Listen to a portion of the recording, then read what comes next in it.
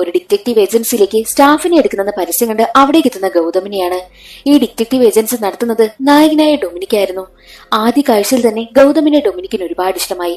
അതുകൊണ്ട് തന്നെ തന്റെ അസിസ്റ്റന്റ് ആയിട്ട് ഗൗതമിനെ വലിയ ഇന്റർവ്യൂ ഒന്നും നടത്താതെ സെലക്ട് ചെയ്യും. അവരുടെ ആദ്യത്തെ കേസ് സോമൻ പിള്ള എന്നൊരാളിനെ കുറിച്ച് അന്വേഷിക്കലായിരുന്നു. അതിനു വേണ്ടിയിട്ട് ഗൗതമിനെയും കൂട്ടിയിട്ട് ഡൊമിനിക് ആണെങ്കിൽ ഒരു ഹോട്ടലിലേക്ക് പോകും.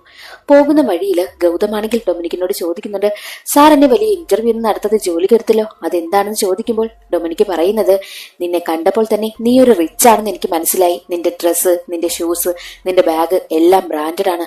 അപ്പോൾ നിനക്ക് എത്ര ശമ്പളം തന്നാലും നീ അത് അഡ്ജസ്റ്റ് ചെയ്യുമെന്ന് എനിക്ക് മനസ്സിലായി. മാത്രമല്ല ഞാൻ ഓടിച്ചുകൊണ്ട് നടക്കുന്നതേ എന്റെ ഹൗസ് ഓണറിന്റെ വണ്ടിയാ. നിനക്കാകുമ്പോൾ സ്വന്തമായിട്ട് ബൈക്കുണ്ട്. അപ്പോൾ നമ്മുടെ ആവശ്യത്തിന് ബൈക്കിൽ പോകാമല്ലോ എന്ന് ഞാൻ ചിന്തിച്ചു. കൂടാതെ നിന്റെ കണ്ണ് കണ്ട സമയത്ത് നിനക്ക് ഉറക്കത്തിന്റെ കുറവുണ്ടെന്ന് എനിക്ക് തോന്നി. ഉറക്കം ഒഴിഞ്ഞിരുന്ന് ജോലി ചെയ്യണം, അതാണ് നമ്മുടെ ആവശ്യമെന്നും ഡൊമിനിക്ക് പറയുന്നു. ഇതൊക്കെ കൊണ്ടാണ് ഗൗതമിനെ ഡൊമിനിക്ക് സെലക്ട് ചെയ്തതും.